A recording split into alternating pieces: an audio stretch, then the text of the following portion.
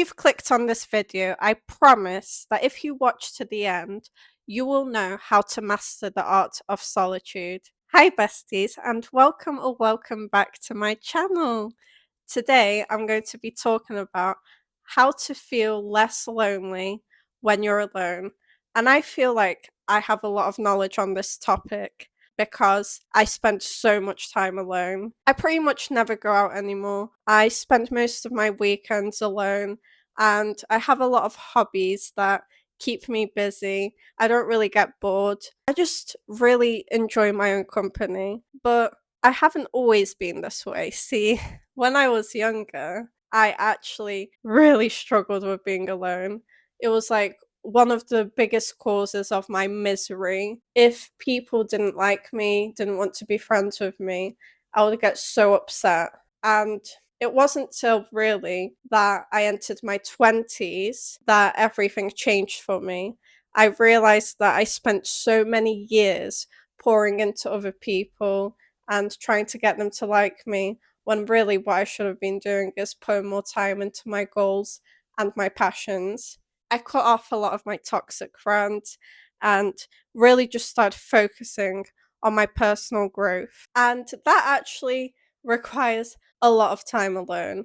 So today I want to give you guys my best tips on how to get to this point where you feel quite content with spending long periods of time alone. Tip number one is to validate how you feel. See, it's very natural to feel lonely. Us humans, we're very social naturally, and it's very normal for us to crave human connection. The last thing you want is to sit around feeling guilty about the fact that this is causing you so many intense emotions. And the best way to cope with this is to remember that it's all very temporary. You might be alone right now, but eventually you will find your own people. And it's better to accept your current reality than to hang out, talk with like people that you don't belong around. Remember that. Tip number two is to realize that solitude is a gift. The universe gave you the gift of solitude for a reason. See, as soon as you have lots of people in your life, they're going to want things from you, they're going to want your time. You're going to have to be there for them when they need you. So, actually, you're not going to be able to focus on yourself as much. Therefore, periods of solitude are an absolutely amazing opportunity for you to focus on personal growth and to really dedicate some time into like some passion projects, maybe your health or fitness or anything that you've been putting off or have been meaning to do. This is the perfect time. I genuinely think that the universe makes us end up alone because it believes there are needs we haven't met that we're trying to meet for other people. And next, it's good to identify, why do you actually feel lonely? Because there's a lot of reasons, and I can't answer that question for you.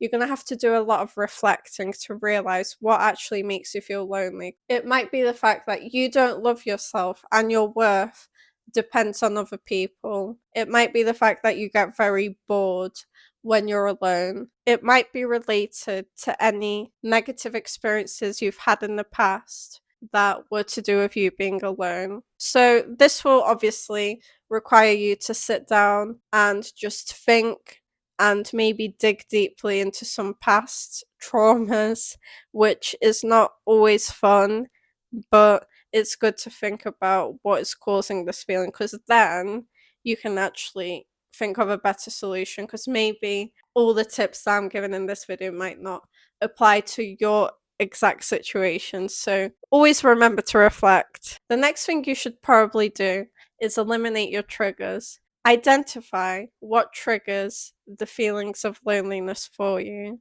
And I think a big one for a lot of us will be social media, because we're looking at other people's lives online and comparing ourselves. You see people post pictures with their friends, with their family, with their partners, and show off how amazing it seems. and you're just home alone thinking to yourself, why is that not me?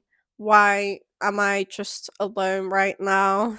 And if you want to be on social media, at least unfollow the people that make you feel jealous and follow instead people that are in a similar life stage to you. So if you're single, follow people that talk about life as a single person. If you don't have many friends, it's good to follow introverts that don't have many friends. And you can get inspiration that way for how to romanticize this type of lifestyle. Tip number 5 is to recognize your worth. You need to realize that you don't deserve the bare minimum. You don't deserve random friends that don't have your best interest at heart, that don't care about you, that just mistreat you. You don't deserve that. It is better to be alone than to have low standards. I used to have very low standards, and you know what? I regret that. And you will too. One day, you'll regret that your intense emotions made you choose the wrong people, because that can actually lead to a lot of hurt and a lot of trauma. Healthy friendships and relationships take time. That's why I think it's quite empowering to say that you are choosing to be alone because you know you deserve the best. That is so confidence boosting. Tip number 6 is to work on self love, because how are you expected to love anyone else if you don't love yourself? You need to unlearn talking negatively about yourself. And it's so hard. It is really, really hard. And I still struggle with this. I have to admit it. But it's something that you can practice over time simply by replacing negative thought patterns with positive ones. Basically, you can read affirmations, try even talking to yourself in the mirror in a positive voice. If you're struggling to come up with these like positive ways of talking to yourself, watch self-love affirmation videos where they give you the affirmations for you. That way you don't have to struggle and fight with your brain so much, and you can just like keep watching them and kind of reprogram your brain a little bit. But self-love isn't just about the way you talk to yourself, but also how you treat yourself, okay? You have to treat yourself well. You have to take care of your body, take care of your mind, and not constantly self sabotage. And also remember that when you're in a period of solitude, that's the perfect time to work on self love, because you're allowed to be a little bit more selfish. You're allowed to really pour time into your relationship with yourself. And the relationship you have with yourself is genuinely the most important one. The next tip is one that I've kind of already touched on, but it's to journal and reflect. Kind of goes hand in hand, in my opinion, because the most meaningful reflections are done when you put it down on paper. The reason I think this is so helpful when you feel lonely is because when you're writing, it feels like you're kind of writing a letter to yourself, but also it kind of makes you feel like you're having a conversation with someone. And actually, you're allowed to vent as much as you want without annoying a person, which is like the biggest bonus, in my opinion. Also, you're able to take advantage of all this quiet time you've got when you're alone to like really deeply reflect, right? And if you're struggling to get started with journaling, just go on YouTube and find journaling prompts, and you will have lots and lots of suggestions.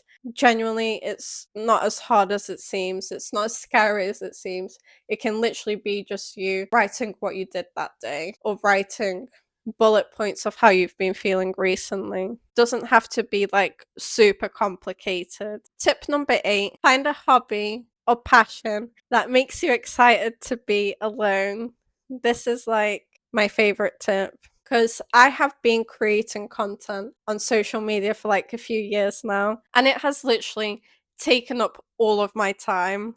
So now I actually look forward to being alone, because I know I need to be to like really focus on it. And I love improving on it. I love doing it. So it really, really helps me to like never feel alone. Genuinely, finding a passion will do that for you. It will really make you feel like you're spending quality time with yourself. And it will make you so proud of what you're capable of doing. You will look back on the years that you spent doing your passion projects and you'll be so proud of what you did and you will be so happy that you didn't waste that time on like meaningless friendships, meaningless parties, and just like wasting time. You'll be so happy if you know that actually all that time was spent on learning skills. The next tip I want to give you is to do things alone, go out alone, and don't be afraid of putting yourself out there just because you're alone. I don't want you to miss out on the joys of life just because you have no friends to go out with. This like actually makes me really sad. When we have nobody to do things with, we often feel guilty or like awkward or anxious to like just, I don't know, go out to eat alone or go to the cafe alone or go to a concert alone. I'm going to the Eras tour alone. And am I scared? Maybe. But actually, I would never want to miss out on it just because I have no one to go with. You have to just try and put yourself out there because you can't rely on people for all of your experiences. You can't just let life fade away because, oh, I've got nobody. And really, by going out alone, that's a very good way to actually potentially meet people. And anyway, being in environments where there's people might actually help you feel less lonely. And the last point I want to make today is that the only way you'll actually learn to love spending time alone is if you actively put time into self discovery and put time into making your worth not depend on other people. You have to make your worth depend on yourself. It does require a lot of time, a lot of effort from you. You really have to care about this. You need to stop pouring into other people's cups and pour a little bit into your own. That really is it at the end of the day. You have to find out who you are and really learn to just be with yourself. That is it for today's video. I really hope that you guys enjoyed it and found it helpful in some sort of ways. And remember that this journey is not always going to be easy. It's definitely not normal to be okay with being alone 100% of the time, but that's why you really have to keep being compassionate with yourself. You really have to sometimes accept that life comes with its ups and downs, and emotions are a part of that. So remember, you're really strong and you're doing great. As always, please comment below one thing you took away from this video. And I will see you next week with another one. Bye!